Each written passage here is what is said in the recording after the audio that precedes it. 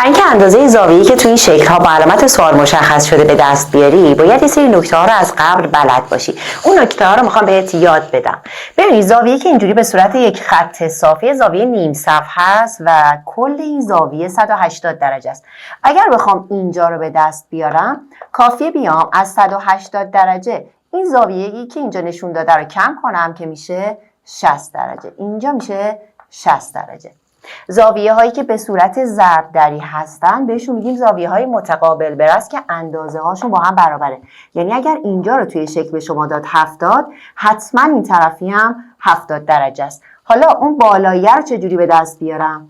اگر این خط رو یه خط راست در نظر بگیریم که مثل این زاویه نیم صفحه یه زاویه 180 درجه باشه، کافیه 70 تاشو بردارم. اینجا میشه 110 درجه و این پایینم با بالایی متقابل برسه که میشه 110 درجه. حالا با استفاده از این ویژگی ها بریم اینجا اندازه این زاویه‌ای که اینجا ندارم رو حساب کنم. اولین زاویه‌ای که اینجا مشخص کرده یه زاویه 90 درجه است. اینو بذار 90 درجه. بیا این طرف هم قطعا یه زاویه 90 درجه است. چرا؟ چون این یه خط صاف 180 درجه بود، نصف شده اون طرفش 90، پس این طرف هم 90 درجه است. پس کافیه از 90 درجه 55 درجه کم کنم که میشه 35 درجه. یعنی این زاویه تند اینجا میشه 35 درجه. حالا این زاویه که اینجا 35 درجه است با این زاویه روبروش دقیقاً متقابل برسه مثل این. پس اگه این 35 این هم قطعاً 35 درجه است. حالا میخوام این زاویه باز رو حساب کنم. این دفعه از رو به پایین این زاویه یه زاویه 180. از 180 این دفعه 35 تا رو کم کن میشه 145 درجه. یعنی این زاویه یه زاویه 145 درجه است. اگر بخوای تو متوازی الاضلاع اندازه زاویه رو حساب کنی باید بلد باشی که زاویه های روبرو با هم برابرن. یعنی اگر اینجا 70 درجه باشه اینجا هم 70 درجه است. و زاویه‌ای که کنار هم هستن یا زاویه های مجاور مکملن. یعنی مجموع این دوتا زاویه 180 یا مجموع این با زاویه بغلیش 180. پس از 180 درجه 70 تا رو کم کنم میشه 110. این که میشه 110 طبق گفته قبلی زاویه های روبرو با هم برابرن، پس اینم میشه 110 درجه. حالا بیایم شکل بالایی این نقطه چین ها رو گفته نیم ساز فرض کن و محل برخورد این دوتا نیم ساز رو میخوام زاویه‌اش رو به دست بیارم.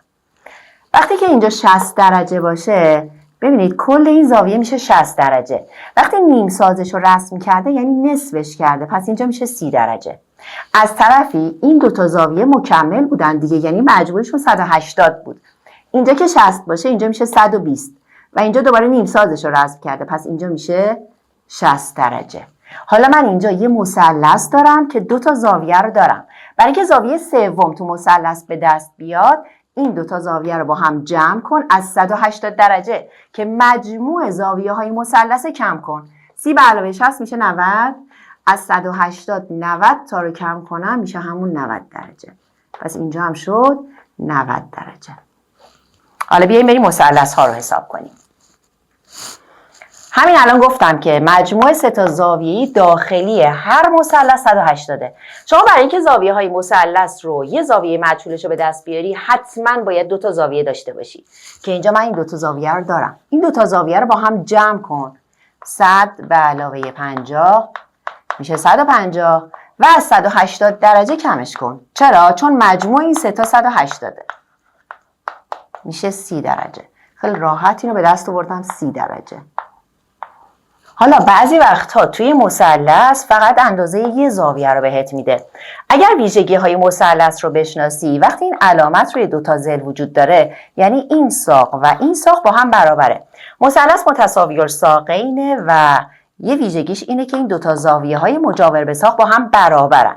خب مجموع سه تا زاویه 180 بود، 20 تاشو کم کن میشه 160 درجه.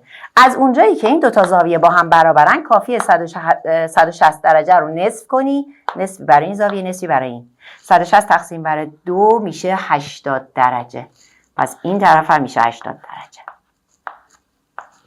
و حالا این مثلث که هیچ کدوم از زاویه هاشو نداری اما سه تا ضلعش با هم برابره. از کجا متوجه شدم؟ از علامتی که روی این ضلع ها میذاره. خب پس اگه 3 تا ضلع برابر باشه قطعا 3 تا زاویه با هم برابرن. یعنی کافیه من بیام 180 رو تقسیم بر 3 کنم، میشه 60 درجه. هر کدوم از اینا میشه 60 درجه. مثلث متساوی الاضلاع، 3 ضلعی منتظم بهش میگن که 3 تا ضلع برابر و 3 تا زاویه برابر داره. حالا بیایم اینجا که یه زاویه خارجی به مثلثمون اضافه شده. مثلث متساوی الساقینه، یعنی این زاویه با این زاویه برابره، اما داخل مثلث من هیچ زاویه‌ای رو ندارم. بریم خارج مثلث. اومده نیمساز زاویه خارجی رو رسم کرده و اندازه نصفش رو گذاشته 55. پس اگر من 55 رو ضرب در 2 کنم کل زاویه خارجی به دست میاد، میشه 110 درجه. حالا اگر بخوام زاویه داخلی رو حساب کنم، از اونجایی که این زاویه یه زاویه نیم صفحه و 180 درجه هست، کافیه از 180 110 رو بردارم که میشه 70. پس این به دست میاد 70 درجه. مثلث چی بود؟ متساوی الساقین، یعنی این زاویه و این زاویه برابر بود. پس این هم میشه 70 درجه.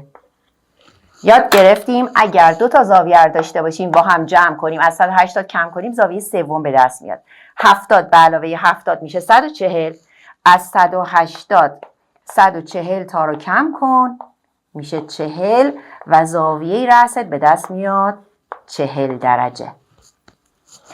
بیایم اینجا یه مثلث اینجا دارم، یعنی 2 تا مثلث که یکی از رأس‌هاشون مشترکه. اگه بخوام از این مثلث شروع کنم، من فقط اندازه یه زاویه رو دارم، اینجا رو ندارم، اینجا رو هم ندارم. پس میرم از مثلث سمت راستی که 2 تا زاویه دارم، این 90، این 35، این 2 تا رو با هم جمع کن. 90 به علاوه 35 125. مجموع 3 تا زاویه مثلث 180 بود. از 180 135 تا رو کم کن میشه 45 درجه. این زاویه میشه 45 درجه. ببینید این زاویه و این زاویه به صورت ضربدری هستن، زاویه های متقابل به رأس بود. اینجا که 45 باشه این زاویه هم میشه 45 درجه. خب بازم به جواب رسیدم. توی یه مثلث 2 تا زاویه رو داری، این 2 تا رو با هم جمع کن، از 180 کم کن. 100 به علاوه 45 میشه 145. از 180 145 تا رو کم کنی میشه 35 درجه. یعنی این علامت سوال میشه 35 درجه. اگر این مثلث ها رو به دست آوردن زاویه هاشو یاد گرفته باشی، هر مثلث دیگه یا هر شکل دیگه هم به همین راحتی با همین روش میتونی به دست بیاری.